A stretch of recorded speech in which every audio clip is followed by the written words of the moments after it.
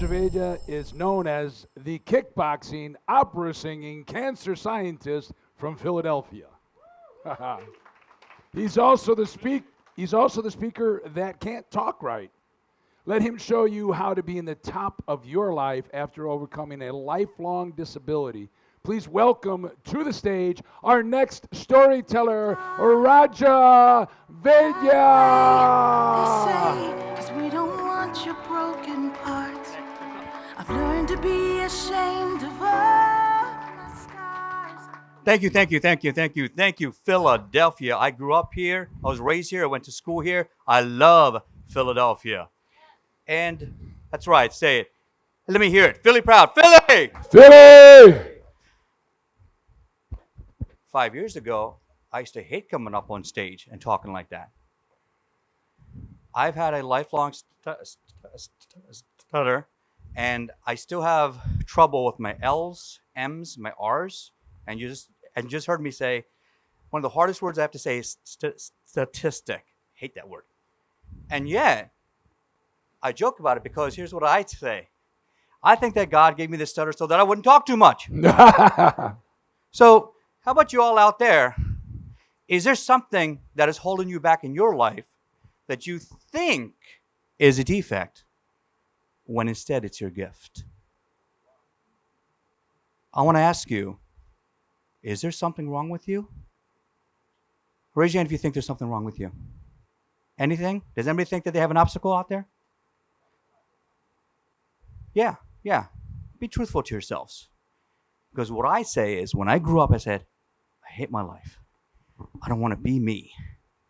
I don't want people to talk to me. I want to be alone. I thought that I was going to be alone forever. And instead, I found that this is a power. Because now when I speak with authority. When I speak, people see that I'm afraid every single time I open my mouth. Mark Twain said that courage is not the absence of fear. It is having fear and doing it anyway. I'm here to show that I'm afraid. But I can share the story with you because now, when I go up on stage, I now have confidence that my defect is going to help us all think about a new way of life. Think, for example, right now, my father, who came to America back in 1975 with no English, $8 in his pocket, and not knowing where he's going to sleep that night. When he landed, he didn't know what his future was going to be. He closed the door on his previous life and he opened the door to a new adventure. How many of y'all have ever done that? Closed the door on a new life, on an old life, and started a new adventure? Yes. Raise your hand if it was fun. Raise your hand if you had a good time with that new adventure. Hell yeah. Woo! All right. So when I started a couple of years ago, my Toastmasters adventure, it was because I was in a horrible car crash in 2015. My head smashed the windshield. I had glass in my head for 6 months. I lost a whole bunch of hair there.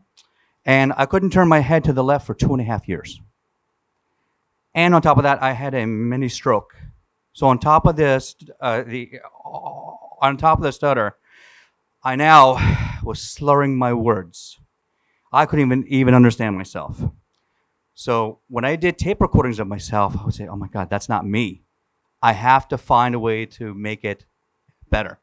What am I going to do?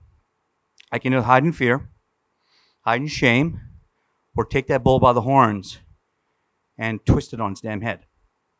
So that's what I decided to do. I took every opportunity to try to speak. Was I good? No, I was terrible. But I learned, just like all of us can learn. Imagine my surprise. The past 2 years, I won the international speech category in my area 2 years in a row. Johnson & Johnson last year made me the Toastmasters president at our company. This is the guy that can't talk right. So if I can overcome my fear and overcome what I thought was my defect, maybe we can create a mind shift and make sure that all of you realize that what you thought was your biggest obstacle is your greatest gift. Say that with me. Your greatest obstacle is your greatest gift. Yes.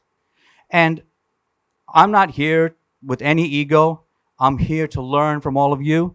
And my journey really is just about survival. I had to find a way to speak. I had to find a way to overcome this fear. It was affecting my job, my relationships. When I go to the parent-teacher organizations, people would roll their eyes at me when I try to talk. Oh, well, moving on, water under the bridge. Because I know I got this power. I know that I can now share my journey with all of you. And I know that by being able to share that journey, it's going to impact not just the people in this room. We're going to create waves. When you throw a rock into a lake, what happens? No, there's a splash. You make an impact. And then you get waves. And then you don't know where those waves are going. Those waves are going past around the reeds, and you don't know where that impact is. So all of you out here, when you're on stage, you don't know where your impact is going to end. It's never going to end. You're going to impact so many lives. My father now is my inspiration because he's been in America now since 1975. He's now been a dentist for 50 years and has sponsored over 85 families. He's changed thousands of lives. And all I want to do is help to empower that legacy and show you that your greatest obstacle is your greatest strength.